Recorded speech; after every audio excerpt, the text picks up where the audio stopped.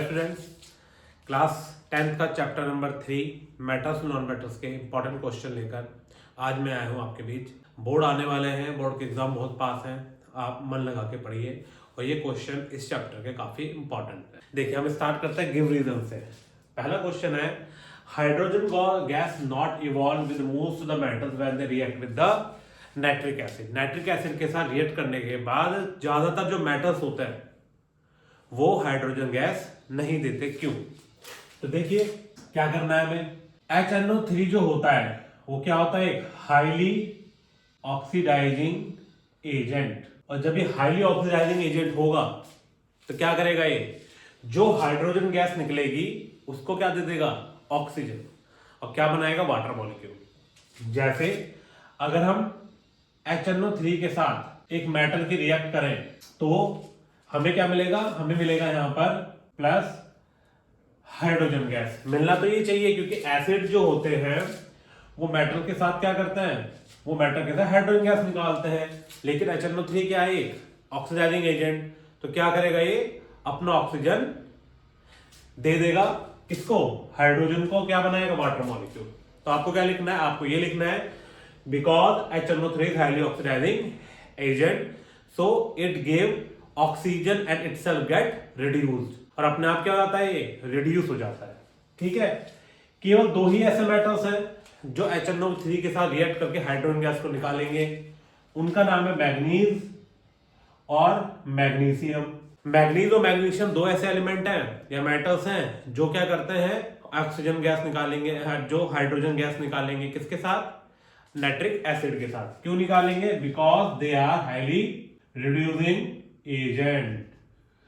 क्योंकि क्या है? बहुत हाईली रिड्यूसिंग एजेंट होते हैं। समझ आई बात? ठीक है, अगला question. Zinc oxide is amphoteric oxide. Zinc oxide एक एम्फोटेरिक ऑक्साइड है। एम्फोटेरिक ऑक्साइड वो होता है जो एसिड और बेस दोनों की कैरेक्टरिस्टिक दिखाते हैं। एसिड और बेस दोनों की दिखाते हैं। Zinc oxide ZNO plus. अब क्या करना है? एक बार इसको रिएक्ट करके देखो आप किसी एसिड के साथ। हमने लिया HCl, क्या बना? ZnCl2 plus H2O। ये क्या है? एसिड। ये क्या है? सॉल्ट। ये क्या है? वाटर। अब याद करो न्यूट्रलाइजेशन रिएक्शन। न्यूट्रलाइजेशन रिएक्शन में क्या होता है? न्यूट्रलाइजेशन रिएक्शन में सॉल्ट और वाटर बनता है एसिड और बेस के साथ। एसिड तो ये रहा, तो दूसरा क्या होगा इसका मतलब? बेस। तो यहां पर ZNO किसका काम कर रहा है? बेस का। On the other hand ZNO की अगर रिएक्शन करूं मैं किसके साथ? NaOH के साथ। NaOH क्या है? NaOH है एक बेस। क्या बनेगा? ये बनेगा Zn Na2ZnO2 प्लस H2O। ये क्या बना? एक सॉल्ट। इस सॉल्ट का नाम क्या है? Sodium zincate. क्या है इसका नाम? Sodium zincate. और सॉल्ट बना। सॉल्ट बनने का क्या मतलब हुआ? सॉल्ट और वाटर कब बनता है? न्यूट्रलाइजेशन रिएक्शन में। और न्यूट्रलाइजेशन रिएक्शन में दो चीजें मिलती हैं। कौन सी? बेस और एसिड। इसका मतलब बेस तो हमारे पास है ही, तो ZNO यहां किसका काम कर रहा है? यहां पे एसिड का काम कर रहा है। अब दोनों रिएक्शन को एक साथ देखो। एक बार ZNO किसका काम कर रहा है? एसिड का। और एक बार काम कर रहा है बेस का। इसीलिए ये क्या हो गया? एम्फोटेरिक ऑक्साइड, क्योंकि ये दोनों का काम कर रहा है, acid as well as base. Third question है calcium. Calcium start floating when react with water. Calcium की जब हम रिएक्शन करते हैं वाटर के साथ तो निकलती है हाइड्रोजन गैस। कौन सी गैस निकलेगी? Hydrogen gas. ये हाइड्रोजन गैस जब निकलेगी तो ये स्टिक हो जाएगी to the surface of calcium. अब कैल्शियम ये रहा, ठीक है। कैल्शियम पानी में हमने डाल दिया। ये क्या है? वाटर। और कैसा पानी है? Cold water. आपने यहां पे डाल दिया कैल्शियम। जब मेटल पानी में डालते हैं तो कौन सी गैस निकलेगी? Hydrogen gas. हाइड्रोजन गैस के जो बबल्स होंगे वो क्या करेंगे? वो स्टिक हो जाएंगे किस पर? कैल्शियम पे चिपक जाएंगे। और जब गैस ऊपर निकलेगी तो कैल्शियम को वो अपने साथ लेकर ऊपर ले आएगी, जिसकी वजह से कैल्शियम फ्लोट करेगा। ठीक है, तो कैल्शियम जो होता है फ्लोट करता है क्योंकि हाइड्रोजन बबल्स जो होते हैं स्टिक कर जाते हैं to surface of calcium, calcium की सरफेस पर, and help it to float, और इसको फ्लोट करने में करते हैं मदद। फोर्थ क्वेश्चन, एल्यूमिनियम एक हाईली रिएक्टिव एलिमेंट है, और आपको पता है ज्यादा रिएक्टिव अगर एलिमेंट होगा तो हम उसको किसी ऐसी चीज पे नहीं रख सकते जहां पे वो रिएक्शन करके हमारे नुकसान करे। अचार को हम रखते हैं किसमें, अचार को हम रखते हैं तो प्लास्टिक के डब्बे में, कांच के डब्बे में, क्योंकि वो रिएक्ट ना कर सके। लेकिन एल्यूमिनियम के साथ नहीं होता। आप सबने एल्यूमिनियम की फॉइल को यूज किया होगा स्कूल में जब आप लंच ले जाते हैं तो, ठीक है। तो कैसे होता है वो काम?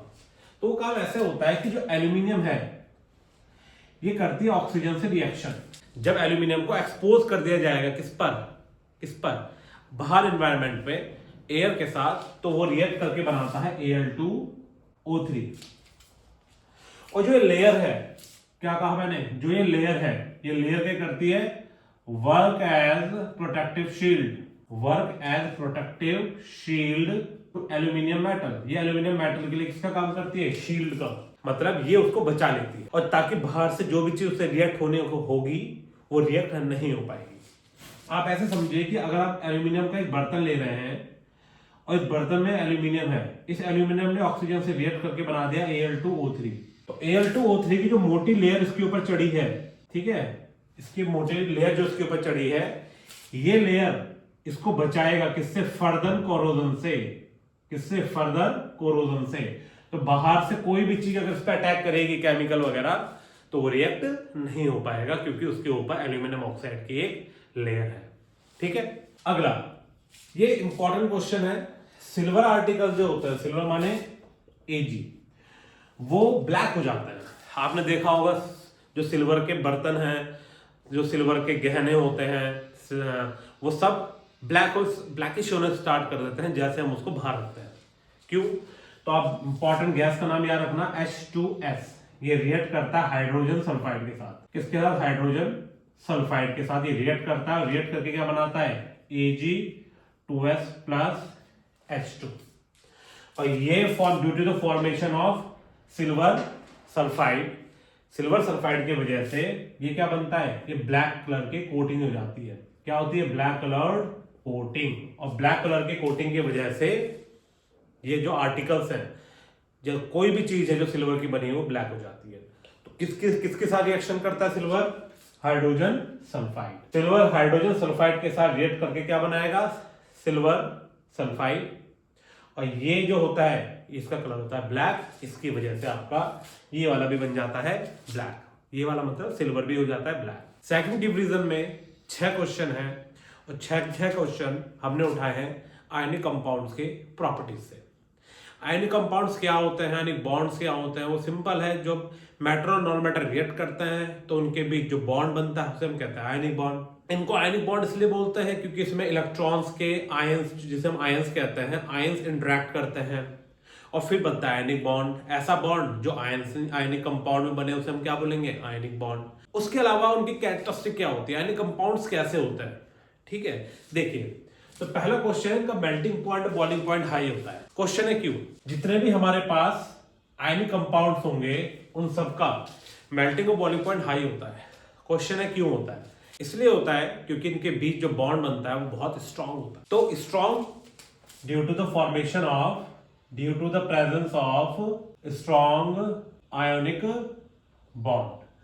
स्ट्रॉन्ग आयोनिक बॉन्ड की वजह से इनमें जो बॉइलिंग पॉइंट और जो उसका मेल्टिंग पॉइंट है तो बहुत हाई पहुंच जाता है, क्योंकि जो मेटल नॉन मेटल जो अपोजिटली चार्ज आयंस होते हैं वो इतने अच्छे से आपस में इंटरेक्ट करते हैं, इतना अच्छा उनका बॉन्ड होता है कि इस बॉन्ड को तोड़ने के लिए बहुत ज्यादा हीट देनी पड़ती है। जब हम ज्यादा हीट देंगे तभी वो बहुत सारा क्या बनेगा, तभी वो बहुत सारा हीट लेगा और तब जाके बॉन्ड टूटेगा। तो due to the presence of strong ionic bond melting और बॉइलिंग पॉइंट बहुत ज्यादा होता है, ठीक है। या आप ये भी लिख सकते हैं इसमें कि interaction due to the interaction between oppositely charge ions, ठीक है। Interaction between oppositely charge ions is very strong, जो बहुत स्ट्रॉन्ग होता है, जिसकी वजह से उसका मेल्टिंग और बॉइलिंग पॉइंट अच्छा होता है। एग्जाम्पल देख लीजिए, जैसे हमने कहा Na+Cl। अब आपको पता है सोडियम के ऊपर वैलेंसी +1 होती है, कैल्शियम में होती है -1, मिलके बन गया ये NaCl। ये है पॉजिटिवली चार्ज, ये है नेगेटिवली चार्ज। जब चार्ज अपोजिट चार्जेस आप अपने इंटरेक्ट करते हैं, ज्यादा इंटरेक्शन होगा तो मेल्टिंग और बॉइलिंग पॉइंट ज्यादा हो जाएगा, क्योंकि उसको तोड़ने के लिए आपको बहुत ज्यादा एनर्जी की जरूरत लगेगी। सेकंड देखिए, सॉलिड, हार्ड और ब्रिटल। ये जो आयनिक कंपाउंड्स होते हैं ये सॉलिड होते हैं, बड़े मजबूत होते हैं। क्यों होते हैं मजबूत?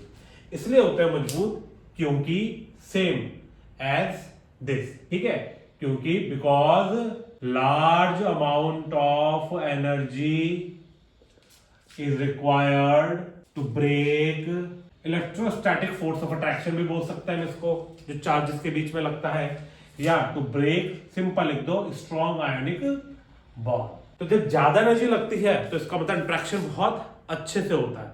जब ज्यादा अच्छे से इंटरेक्शन होगा तो ऑब्जेक्ट कैसे होता है हमारे, सॉलिड या स्ट्रॉन्ग होता है, ठीक है, हार्ड होता है। तो because large amount of energy required to break the ionic bond, they are कैसे होते हैं, दे आर सॉलिड, ठीक है।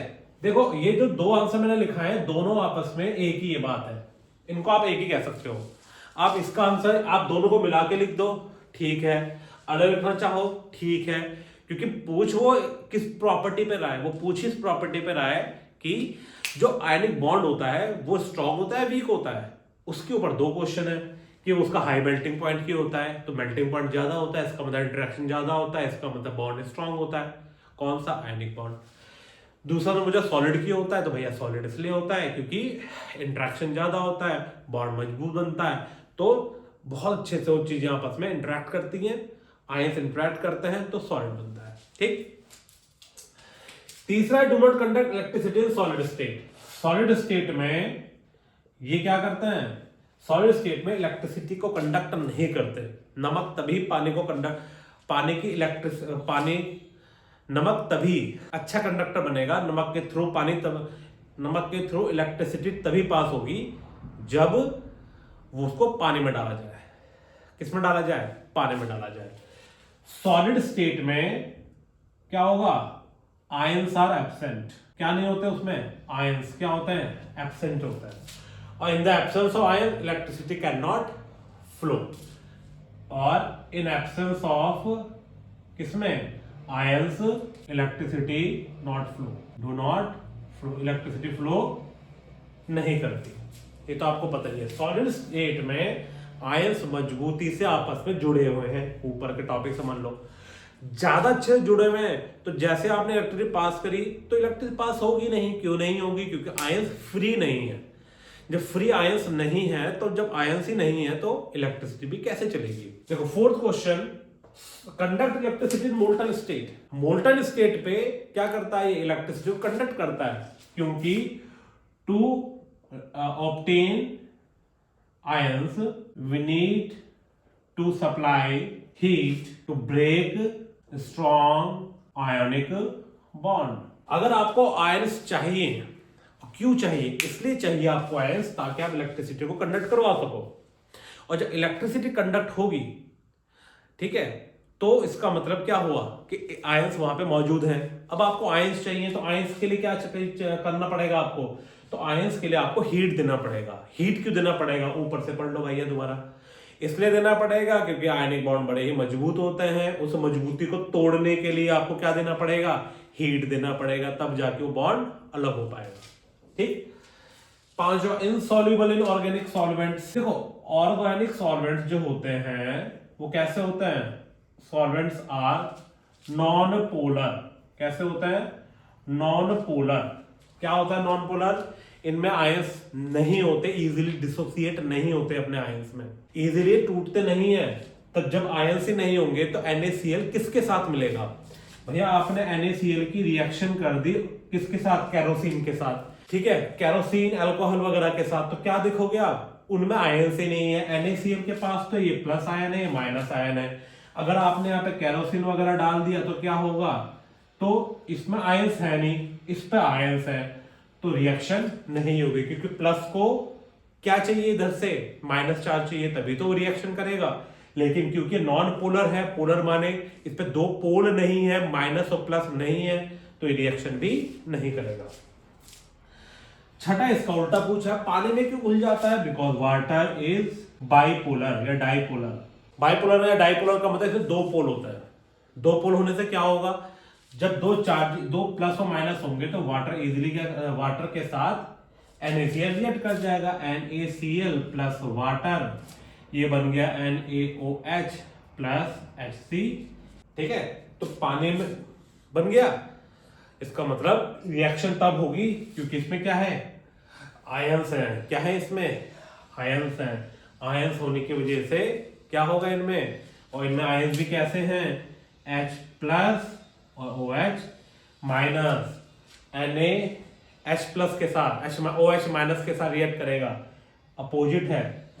H प्लस Cl माइनस के साथ रिएक्ट करेगा, अपोजिट है। दो चार्ज होने चाहिए तभी तो रिएक्शन होगी। तो ये था इसमें जो क्वेश्चन पूछा गया था। इस तरह से आपको दो फायदे होंगे, एक तो आपको प्रॉपर्टी भी याद हो जाएगी। एक प्रॉपर्टी ये रही, एक ये रही, 3 और 4, ये दोनों एक ही के दो पार्ट है, मैंने इसको तोड़ दिया है। चाहे आप 6 लिखना चाहें, वरना है तो बुक में 4 ही। ठीक है, आराम से इसको समझिए। हमारा अब नेक्स्ट टॉपिक है formation of ionic compounds. Ionic compounds कैसे बनते हैं उसका इलेक्ट्रॉन डॉट ट्रांसफर मेथड से हम उसको बताएंगे। ठीक है, पहला दे रखा है NaCl, दूसरा दे रखा है NaCl3। 3 क्वेश्चन हम करेंगे और 3 क्वेश्चन में आपको पूरा कॉन्सेप्ट क्लियर हो जाएगा। देखिए, NaCl के लिए पहले हमें इनका एटॉमिक नंबर याद होना चाहिए। तो एटॉमिक नंबर ऑफ Na कितना होता है? बिल्कुल सही, 11 होता है। इसका इलेक्ट्रॉनिक कॉन्फ़िगरेशन कितना होता है? इलेक्ट्रॉनिक कॉन्फ़िगरेशन होता है Na का कितना, 2,8,1। और इसका वैलेंस इलेक्ट्रॉन कितना होता है? वैलेंस इलेक्ट्रॉन होता है 1। वैलेंस इलेक्ट्रॉन का मतलब आउटर मोस्ट शेल में जो सबसे बाहर कितने इलेक्ट्रॉन है। तो Na का हम बनाएंगे इलेक्ट्रॉन डॉट स्ट्रक्चर। कैसे बनेगा? Electron dot structure of Na, ये बन जाएगा Na और ये आ जाएगा एक डॉट। इस बात को समझिए आप, लास्ट में एक इलेक्ट्रॉन है, उसी एक इलेक्ट्रॉन को हम यहां पे शो करेंगे जो होगा वैलेंस इलेक्ट्रॉन। तो सारा कहानी किस बात पर है? वैलेंस इलेक्ट्रॉन की। ये तो हुआ Na का। सिमिलरली हमें ऐसे करना है atomic number of chlorine. Chlorine का एटॉमिक नंबर 17, इसका इलेक्ट्रॉनिक कॉन्फ़िगरेशन हुआ 2,8,7। इसके वैलेंस इलेक्ट्रॉन हुए कितने? तो वैलेंस इलेक्ट्रॉन उसके होंगे 7। इसका इलेक्ट्रॉन डॉट स्ट्रक्चर कैसे बनेगा? इलेक्ट्रॉन डॉट स्ट्रक्चर बनेगा इसका, आप क्या करेंगे, क्लोरीन लिखा और क्लोरीन में 7, 1 2 3 4 5 6 7। ठीक है, अब दोनों को आप मिला दोगे। कैसे मिला दोगे? Na डॉट, अगर आपको डॉट में लग रहा है कि दोनों जगह डॉट है तो एक को स्टार बना देना, Na स्टार प्लस Cl 1 2 3 4 5 6 7। हमने क्या किया, दोनों के इलेक्ट्रॉन डॉट स्ट्रक्चर बना दिए। अब इनकी रिएक्शन कर लो। ये एक इधर चला जाएगा, क्यों जाएगा? अगर एक इलेक्ट्रॉन सोडियम का चला भी जाए तो उसके आउटरमोस्ट शेल कंप्लीटली फिल्ड है, मतलब वो अपनी स्टेबिलिटी की तरफ जाएगा। आउटरमोस्ट शेल फिल होती है, इसका मतलब वो अपनी स्टेबिलिटी की तरफ जाएगा। क्लोरीन को चाहिए एक इलेक्ट्रॉन, तो ये भी स्टेबल हो जाएगा। सोडियम ने इसको अपना एक इलेक्ट्रॉन दे दिया यहां पर, और क्या बना ये बना Na प्लस, और Cl के साथ क्या हुआ, 1 2 3 4 5 6 7 और 8 -1, और दोनों ने मिलकर बना दिया NaCl। 2 नंबर का क्वेश्चन आएगा, आपको पूरा ढंग से लिखना है। लिखने के नंबर होते हैं, आता सबको है, तरीका सबसे बेटर है। आगे देखो, अब मैं डायरेक्ट करूंगा, अब मैं ये सब कुछ नहीं लिखूंगा, वो आप लिख देना। लिखना है तो लिख देते हैं। देखो, एटॉमिक नंबर होता है क्लोरीन का, किसका? एटॉमिक नंबर ऑफ एल्यूमिनियम का होता है 13। इसका इलेक्ट्रॉनिक कॉन्फ़िगरेशन होता है 2,8,3। वैलेंस इलेक्ट्रॉन होते हैं इसके कितने? 3। और इसका इलेक्ट्रॉन डॉट स्ट्रक्चर बन जाएगा, एल्यूमिनियम के आगे पीछे 3 लगा दो, 1 2 3, ऐसे लिख रहा हूं अभी मैं। क्लोरीन के लिए क्या होगा, एटॉमिक नंबर ऑफ क्लोरीन कितना होगा, ये हो जाएगा आपका 17। इलेक्ट्रॉनिक कॉन्फ़िगरेशन कितना हो जाएगा, 2,8,3। वैलेंस इलेक्ट्रॉन कितना हो जाएगा, वैलेंस इलेक्ट्रॉन हो जाएगा इसका 7। और इलेक्ट्रॉन डॉट स्ट्रक्चर हो जाएगा क्लोरीन का 1 2 3 4 5 6 7। बना दो। इसके बाद एल्यूमिनियम और 3 क्लोरीन है, 1 2 3, 1 2 3। बनाना इजी पड़ता है इससे। 1 2 3 4 5 6 7, 1 2 3 4 5 6 7, 1 2 3 4 5 6 7। एक इसको दिया, एक इसको दिया, एक इसको दिया, क्या बना, एल्यूमिनियम के पास जितने भी इलेक्ट्रॉन थे सारे चले गए, इस पे चार्ज कितना आ गया, +3 का। ठीक, क्लोरीन 3 है, 3 के साथ क्या हुआ, जो 1 2 3 4 5 6 7 और 1 इसने एल्यूमिनियम से लिया, चार्ज आ गया इस पे -1 का। 3 थे ना क्लोरीन, तो 3 लिखे, एक के साथ क्या हुआ, बाकियों के साथ भी वही हुआ, तो 3 बार लिख दिया हमने इसको, और इसी को हम क्या कहते हैं, AlCl3। ठीक है, ऐसे आप कितने भी बना सकते हैं। तो ये क्वेश्चन आपको 2 जगह मदद करेगा। कई क्वेश्चन में ये पूछा गया एनसीईआरटी में कि सोडियम का इलेक्ट्रॉन डॉट स्ट्रक्चर बनाओ, केवल सोडियम का, तो आपको ये बनाना है। कहीं जगह लिखा हुआ एल्यूमिनियम का बनाओ, आपको इतना बनाना है, ये स्टेप लिखना है। देखो अगर आप डायरेक्ट करोगे गलत कुछ नहीं है, पर कॉपी का प्रेजेंटेशन एक बहुत इंपॉर्टेंट जो चीज है, जो नंबर देने में टीचर को मदद करती है। ठीक है।